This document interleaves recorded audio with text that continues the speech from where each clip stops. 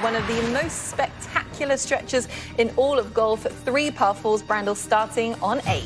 Yeah, I would say arguably 3 of the most difficult back-to-back-to-back par 4s in golf, and inarguably the most beautiful. The 8th, you're aiming at, a chimney back there on a house, trying to pick a line. You want to favor sort of the left center of this fairway.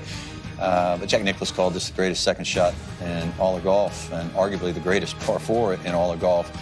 And there's no cutting this off. I mean, everybody's going to have the same shot, roughly 170 yards to the front of that green, so 185 to the middle of that green. It's going to be a 6-iron to a 4-iron approach to a devilishly small green that is pitched sharply back to front. The front of that green is, very steeply angled towards the player, so you'll see hole locations left and right, and it's a tough green to hit. It doesn't get much easier on the 9th either.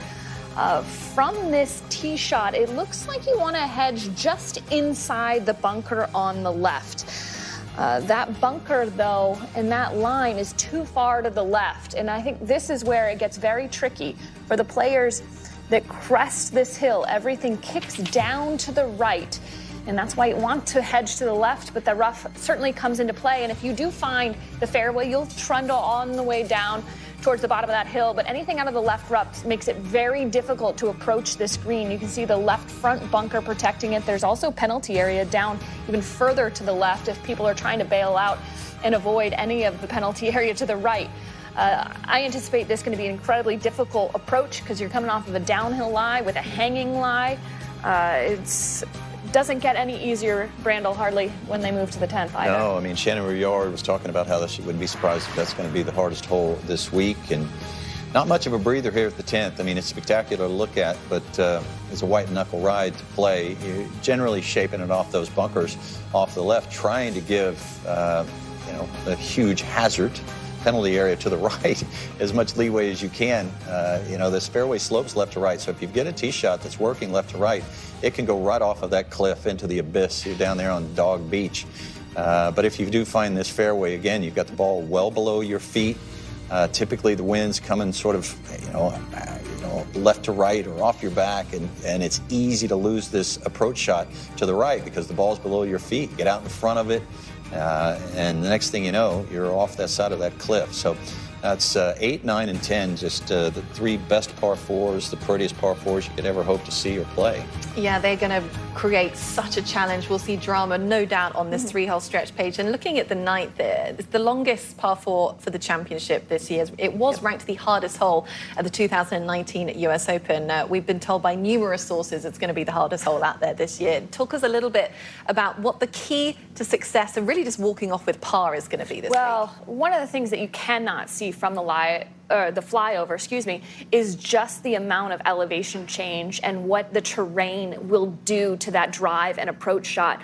So I wanted to take a closer look at what exactly the players are facing when they're on the ground. The drive kind of goes out, you hit a high plateau at 200 yards out into this green, and then it slopes down. And this is what the players are more looking at. And this rough on the left, that's between these 2 fairway bunkers, and that's where the majority of the players will land. It's in that area. And if you end up on the fairway, it's not only going to be a downhill lie, but the ball is also going to be below your feet. And that's what makes this so difficult, is you are coming into a hole that is below you, so at least you're not having to go to an elevated green, but that's about the only silver lining you're going to have. And this gives you maybe a better perspective of how much higher the left side of the fairway is than the right side of the fairway. But I remember walking this hole yesterday with 3 caddies, and I looked at them, and they looked at me, and they said, how do you play this? And there is a forward tee, 364 yards, rather than that 437 that's on the scorecard that they could use.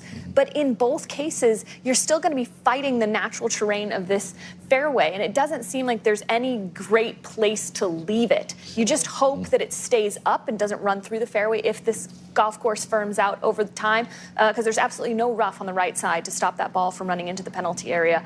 And I said to them, and I said to you yesterday, coming off the golf course, I said, the best place to leave it is what should be fairway up along the left side. It's rough, but it should be fairway because that's where you're naturally inclined to want to hit it.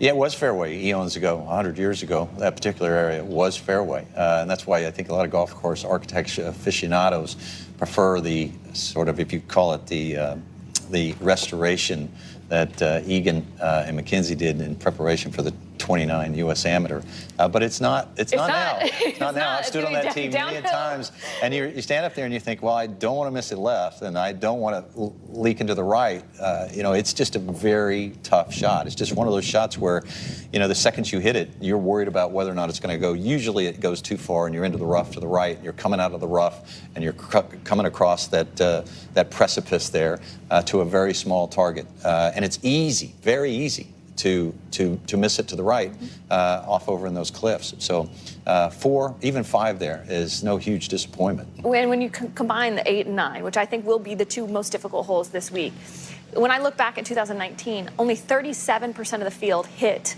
either one of those greens. It was by far the most difficult, other than 2, which is playing as a par 5 for the women this week, by far the 2 most difficult par 4s to reach. Yeah, but, again, you go back to 8, you're standing up there on that hill, and it's, it's not as downhill as it looks, but it's plenty downhill. And I've hit many a shot that I thought was pretty good, and the wind catches it, and it drifts, and, it catches that bunker to the right, or it goes down in the cliff. So, it's just back to back to back, 3 of the hardest par 4s you will ever play. Yeah, and that's part of the beauty at playing at a course like Pebble, is that we've witnessed it over the years. We know the trouble that can be found. We know the penalties that are out there. You sound slightly scorned from your experience going through that. That's why they make scotch. Going through that 3-hole stretch. So, it's going to be one of those stretches of golf to look out for in this week's championship.